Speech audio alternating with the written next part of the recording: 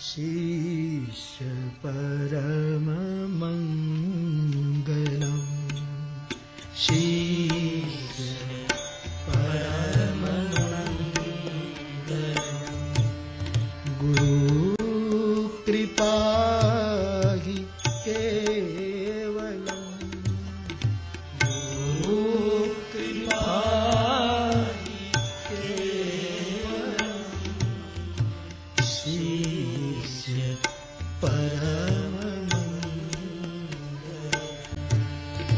शिष्य परम मंगलम। शिष्य का परम मंगल क्या है? इनके गुरु की केवल कृपा। किसी सद्गुरु के पास 1 से 2 फैक्ट्री हो जाए, इसलिए कृपा करके मत जाना। किसी सद्गुरु के पास हमारा धंधा ज्यादा बढ़े, इसीलिए मत जाना। वो जगह ऐसी भीख मांगने की जगह नहीं है, वहां से कल्याण बांटा जाता है, वहां प्रभु प्रेम बांटा जाता है। वहां घाटे का सौदा क्यों करें?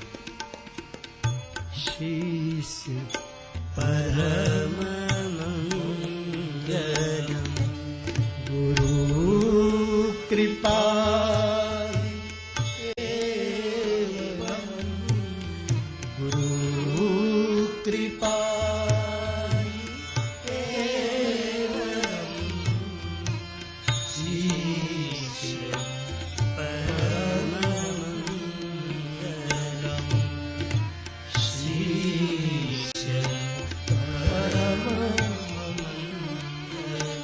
जिसको गुरु से कोई कामना नहीं, केवल मेरा गुरु मुझसे प्रसन्न रहे। तेरी प्रसन्नता पर दाता कोटि कोटि मुक्तियां निछावर है। हमें क्या चाहिए? तू मिला, मुक्ति कौन सा? मुक्ति तो मिलने वाली है। सजल बादल टकराया हिमालय से और बरस गया, गंगोत्री में गया, फिर गंगा बड़ी हरिद्वारे प्रयागे चा, गंगा सागर संगमे वहां गई। तो एक बार जो बिंदु छूट जाता है, उसको किसी न किसी रूप में समंदर को मिलना होता है। इसलिए हम आए हैं तो मुक्ति कभी न कभी मिलेगी। मुक्ति तो मिलने वाली है ही, प्राप्त करना है गुरु की एक कृपा झलक। गुरु कृपा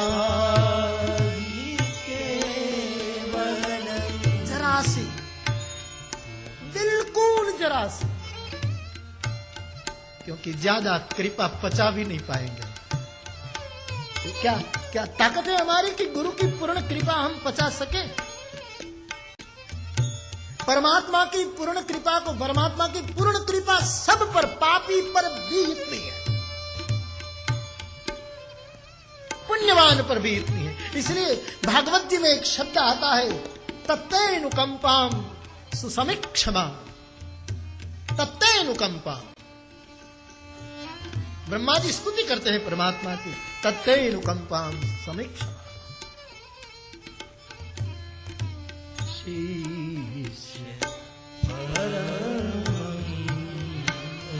यहां जरा सी कृपा हुई, यहां परम मंगल हो गए।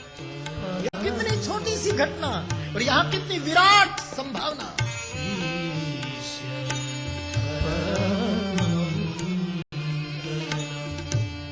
गुरु कृपा ही केवलम, गुरु कृपा ही केवलम, शिष्य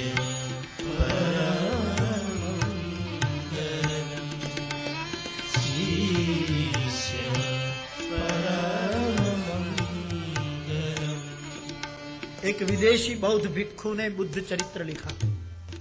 जहां तक मैंने बुद्ध चरित्रों के कथानक देखे, सुने, उनमें सब बहुत सुंदर है, लेकिन एक विदेशी भिक्षु है, उसने शायद वेस्ट इंडीज का है ये आदमी, मैं देश का नाम शायद भूल जाऊं, क्षमा करें, लेकिन उसने जो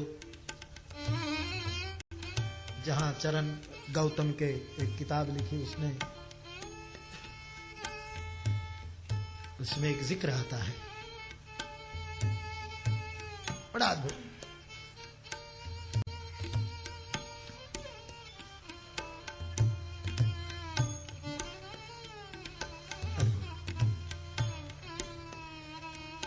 कैसा शिष्य होना चाहिए। कमी गुरुओं की नहीं है, कमी सच्चे शिष्यों की है। गुरु तो सूरज बनकर रोज निकलता है, गुरु तो गंगा बहकर रोज बहता है। कभी भी मत सोचना मेरे भाई बहन, मेरे भारतवासी भाई बहन, विश्ववासी भाई बहन, और खास करके मेरे युवान भाई बहन,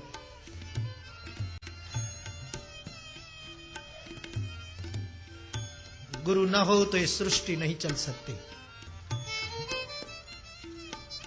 लेकिन कमी है तो शिष्य की, और शिष्य मिलते हैं तो कामना वाले मिलते हैं। कामना पूरी हो जाती है तो भी गुरु गया, और कामना गुरु से नहीं पूरी हुई तो भी गुरु गया। पूरी हो गई तो काम पता गए, और नहीं पूरी हुई तो गए। उसमें तो कुछ है नहीं, इसमें तो कुछ होता नहीं, न बीमारी मिटती, न कुछ मिटता, न ये होता, न ये होता। मैं बार बार हृदय की अपील कर रहा हूं मेरे भाई बहन, ऐसे सदगुरुओं के पास कभी भी किसी भी प्रकार की कामना लेकर मत जा। इतना ही भाव रखो, तेरी कृपा का अनुभव हमको हो। कृपा तो तू कर ही रहा है, हमको अनुभव नहीं हो रहा। तो रोज सूरज बनकर हमारे द्वार को खटखटाता है, लेकिन हम अभागे ने किवाड़ नहीं खोले, हम दुर्भाग्यों ने द्वार नहीं खोले। ऐसे परम सूर्योदय का हमने अभिनंदन नहीं किया। पवन बनकर तू रोज छूता है, छूता नहीं, तू हमको छूता है तो हमको ऐसा लगना चाहिए कि तू हमारे जीवन पर हस्ताक्षर कर रहा है। लेकिन हम चूक जाते हैं।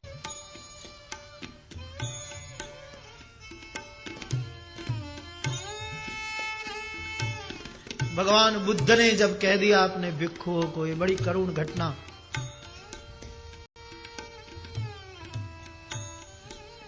कि भाई अब मैं इतने दिन हूं, मैं फिर जाने वाला हूं।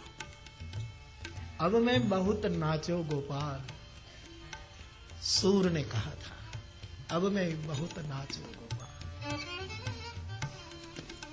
शरीर तो आखिर कभी न कभी थकता है, क्योंकि शरीर श्रम का घर है, आत्मा विश्राम का वरदान है।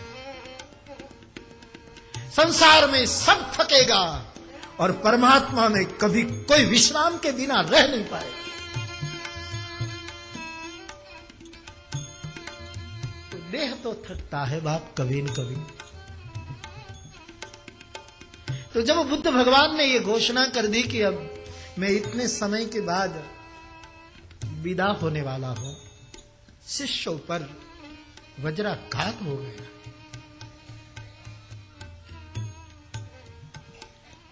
लेकिन थे वे उनके, इसलिए कुछ झेल पाए।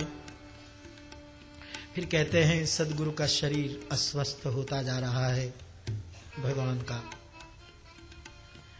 अब हम शिष्य लोग एकत्रित होकर के कुछ ठोस निर्णय करें।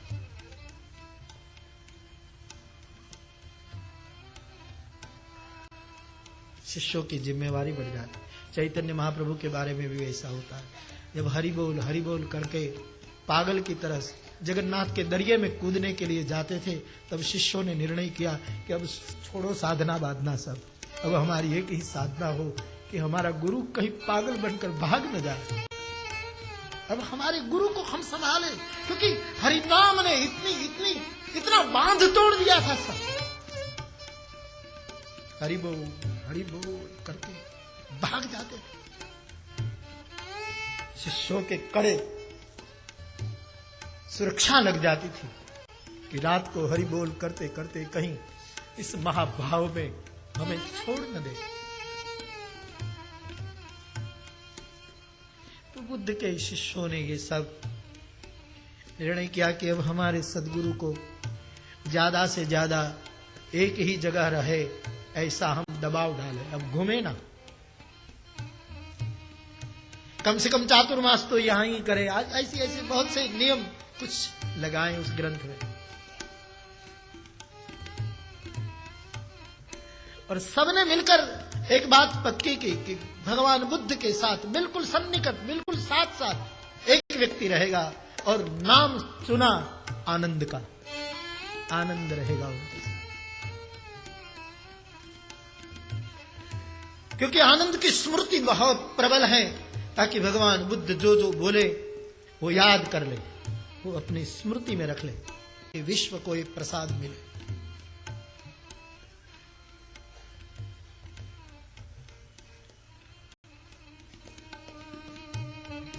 कुछ ऐसे मैं शॉर्ट में एकदम आपको बता दूं। और फिर कहा कि हम आनंद को पूछे कि आप इस जिम्मेवारी को लेना चाहते हैं। हमने वर्ण किया, बुद्ध आए, आनंद आए।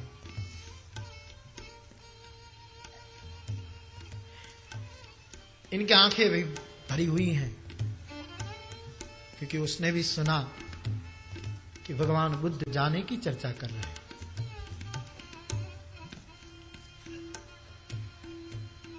तो फिर सब शिष्यों ने कहा कि हम ऐसा ऐसा निर्णय कर रहे हैं।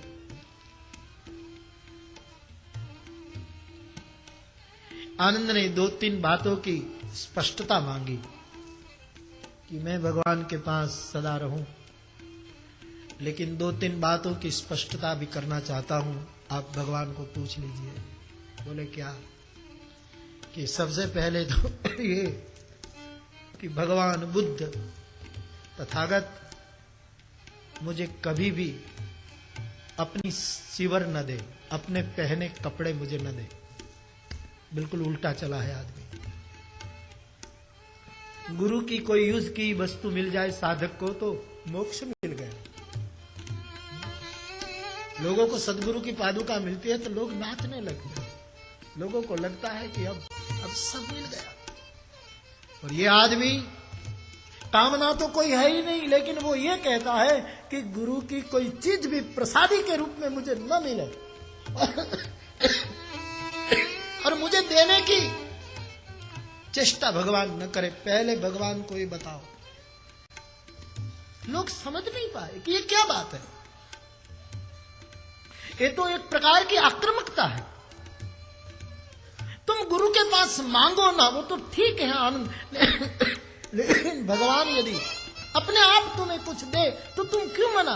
बोले नहीं, उनके पहने चीवर, इनके वस्त्र, उनका भिक्षा पात्र मुझे न दे, क्योंकि मुझे इतनी कामना भी नहीं बची है। गुरु कृपा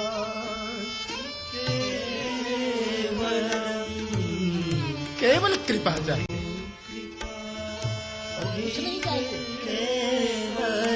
और इरादा क्या था आनंद का? बहुत स्पष्ट इरादा था, बहुत क्रांत विचार किया उस आदमी ने कि मुझे गुरु से कुछ मिल जाएगा तो मेरे लिए तो वो सौभाग्य क्षण होगी, लेकिन कभी न कभी और शिष्यों को ईर्ष्या हो जाएगी। और ईर्ष्या करे तब तक ठीक नहीं, मेरे लिए उनको जलन हो तब तक तो ठीक है कि इनकी ईर्ष्या का केंद्र मैं बना, लेकिन ना समझ शिष्य कभी ऐसा भी सोचेंगे कि गुरु भी भेदभाव रखता था, उसको दिया हमको न दिया, और मेरे गुरु के प्रति ये आक्षेप हो न जाए, इसीलिए गुरु कृपा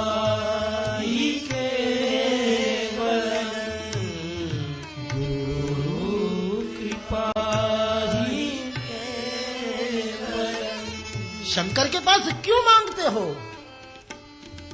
वो स्वयं भिक्षुक है। एक अर्थ में इनके समान कोई दाता नहीं, लेकिन वो स्वयं भिक्षुक है। रामचरितमानस कहती है, भीख मांगी भवखाही। इनसे कुछ न मांगे, इनको कहो कि तेरी निगाह में हमारा स्थान हो। मैं तुझे देखूं, तू मुझे देख, देखते देखते हो जाए एक।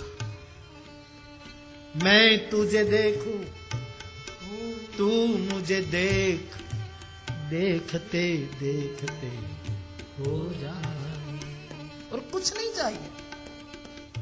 लोग जाते हैं गुरुओं के पास, ये हो जाए, ये हो जाए, ठीक है, जगत का ही स्वभाव है, वो भी ठीक है, लेकिन उसमें शिष्य की बुद्धिमता नहीं है। बुद्धिमता तो यही, हमें कुछ नहीं चाहिए।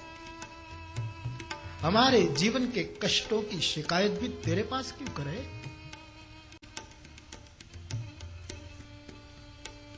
तू अंतर्यामी है, बिना बोले जानता है, और हमारे परम हित में होगा इतना तू अवश्य करेगा। हम न कहे तो भी हम क्यों मांगे?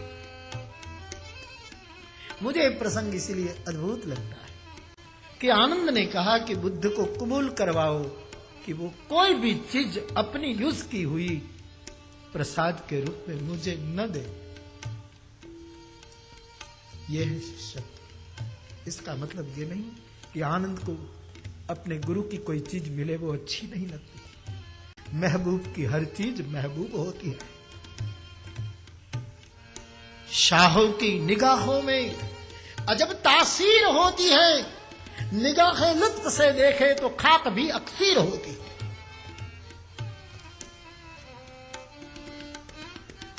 क्या महिमा नहीं है उसमें?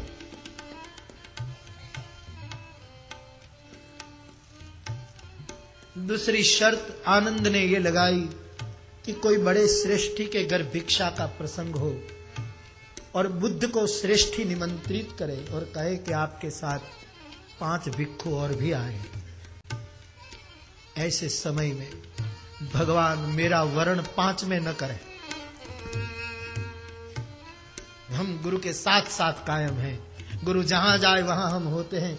ऐसा घमंड भी भूल से मेरे मन में प्रविष्ट न हो, क्योंकि मेरे लिए तो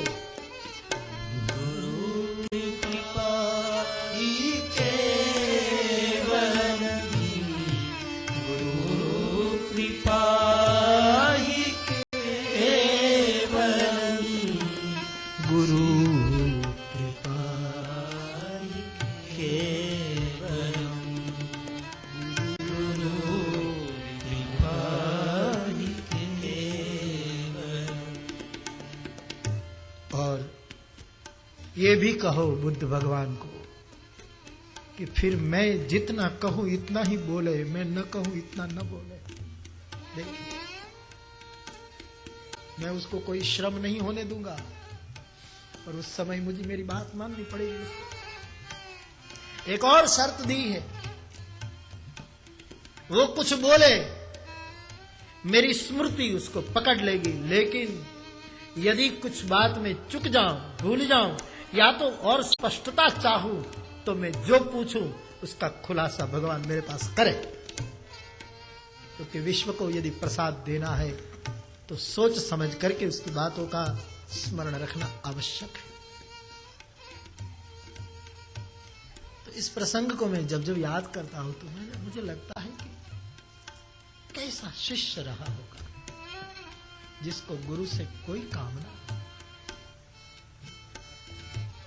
लोग भगवान से कामना करते हैं। अरे भगवान मिला फिर कौन कामना? दुनिया भर के साधन का फल भगवान है, वो मिले उसके बाद भी हम और मांगते हैं। तत्तेनुकंपाम समीक्षमा, इनकी कृपा का प्रतिपल अनुभव करो। भागवतकार कहे समीक्षा करो। जान एवात्म कृतम विपाकम, समीक्षा करो। वो रोग दे तो भी कृपा है, वो योग दे तो भी कृपा है, वो बीमार बनाए तो भी इनकी कृपा है, वो तंदुरुस्त बनाए तो भी उनकी कृपा है, वो गरीबी दे तो भी कृपा है, वो अमीरी में रखे तो भी कृपा है। हर पल में इनकी कृपा। गुरु कौन है? भगवान। भगवान और कहां भगवान को देखा है? हम और आप तो विभीषण की तरह आए हैं ना। हमारी और तुम्हारी गति विभीषण की है। श्रवण सुजस सुनी आए, तेरे बारे में सुना इसलिए माला जपने लगे। तूने कोई मनी ऑर्डर नहीं भेजा है, तूने कोई आकर के हमको ढाढ़स नहीं बंधाया है, लेकिन संतों ने तेरे बारे में कहा और इस पर भरोसा कर लिया हमने और दौड़े आए। अब तुम पत राखो राम, गई बहोरी गरीब निवाज, अब तू संभाल।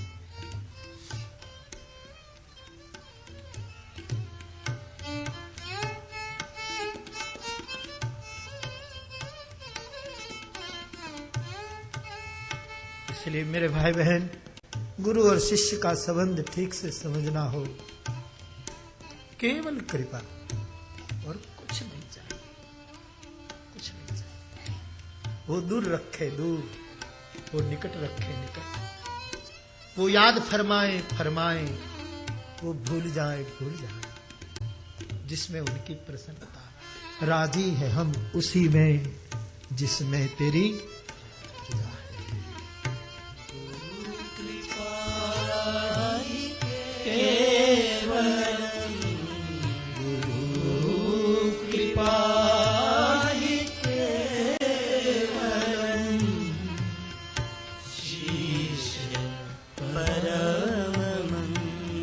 और जीवन में कभी भी ऐसा काम मत करना कि गुरु की ममता का तुम अनुभव न कर पाओ। गुरु के पास कोई बौद्धिक खेल करने गए, कहीं कुछ ऐसा किया तो इनकी समता तो नहीं मिटेगी, लेकिन शायद ममता कम हो जाए। और ये घाटे का धंधा कभी मत कर। समता तो रहेगी उसकी, समता छोड़ दे वो गुरु कौन काम का। समोहम सर्वभूत, समता कैसी छूटे उसकी, लेकिन कहीं उनकी ममता का वो न हो जाए। शीश परम मंगलम गुरु कृपा ही केवलम, गुरु कृपा ही केवलम, शीश परम मंगलम, शीश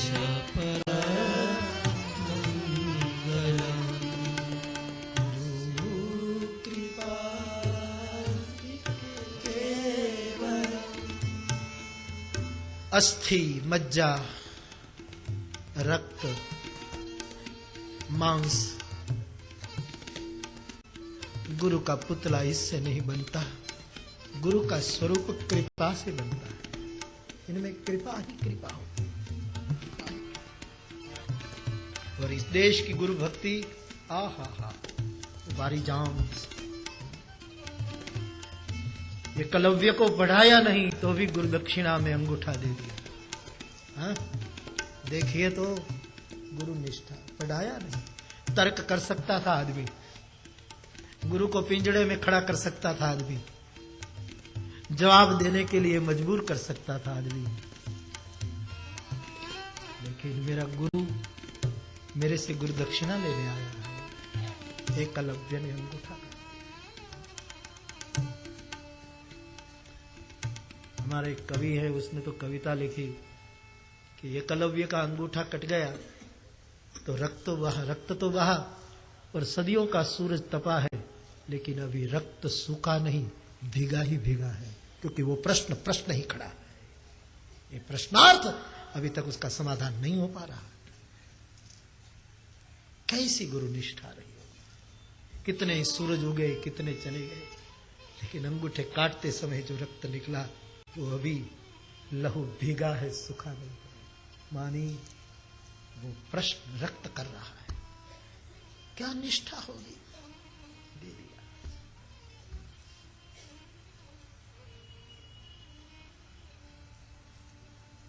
कुत्ते के मुंह में बाण एकलव्य ने भर। ये प्रसंग तो आप जानते, एक रक्त का बिंदु नहीं गिरा।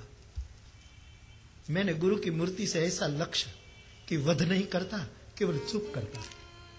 आगे निकल गया ना, ये तुम्हारा चेला तो वध करेगा, मैं वध नहीं करूंगा किसी का, इनकी अप्रिय बोली को मौन कर दूंगा, एक रक्त का बिंदु नहीं बहेगा, मैं द्रोण तेरा चेला हूं। श्रद्धा हो तो पाषाण दीक्षा देता, श्रद्धा न हो तो फिर मैं तीसरी बार दोहराऊं या तो बार बार दोहराऊं, क्योंकि किसी वैसे पुनरुक्ति दोष है साहित्य में, लेकिन कुछ बातों में पुनरुक्ति गुण है। बार बार एक ही बात रटो। विषादे विस्मय कोपे हर्षे अवधारिणे, इतनी बातों में पुनरुक्ति दोष नहीं माना, पुनरुक्तिर्न दुष्यते, इतने में पुनरुक्ति दोष नहीं। विषाद में बहुत दुख पड़ा किसी के ऊपर तो वो बोलता ही रहता है, मर गए, ये हो गया, एक ही बात रटता है, तो पुनरुक्ति दोष नहीं माना जाए। विषाद में आदमी पुनरुक्ति करता है। विस्मय बहुत कोई ऐसा अनुभव हुआ हो अलौकिक अद्भुत, तो बार बार आदमी कहेगा दोबारा दोबारा, अद्भुत अद्भुत, इसमें पुनरुक्ति दोष नहीं। हर्ष के प्रसंग में, सुख के प्रसंग में आदमी पुनरुक्ति करता है, दोष नहीं। क्रोध में आदमी पुनरुक्ति करता है, गुस्से में एक ही गाली बकरे लगता है, मार दूं, ये कर दूं, ये कर दूं, क्रोध में बोला जाएगा, पुनरुक्ति वहां वो नहीं माना गया। प्रसाद में पुनरुक्ति दोष नहीं माना गया। प्रसाद यानी कृपा, एक अर्थ में प्रसादे सर्व दुखानां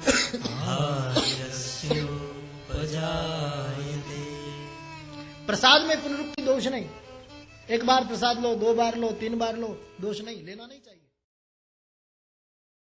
गुरु कृपा ही केवलम,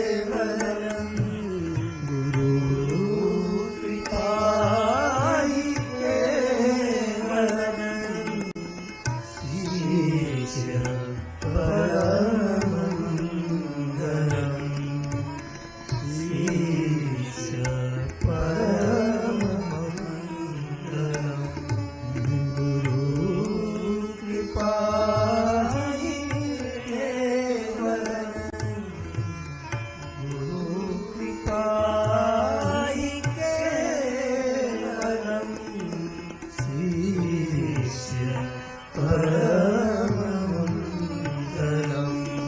गुरुजनों के पास कोई भी कामना न रखे, केवल कृपा और कुछ नहीं। ऐसे गुरु तो मिल जाते हैं, लेकिन ऐसे शिष्य का मिलना बड़ा मुश्किल है। तो गुरु और शिष्य की जो बातें हैं अद्भुत, गुरु वंदना गोस्वामी जी ने लिखी है। ते ही कार्य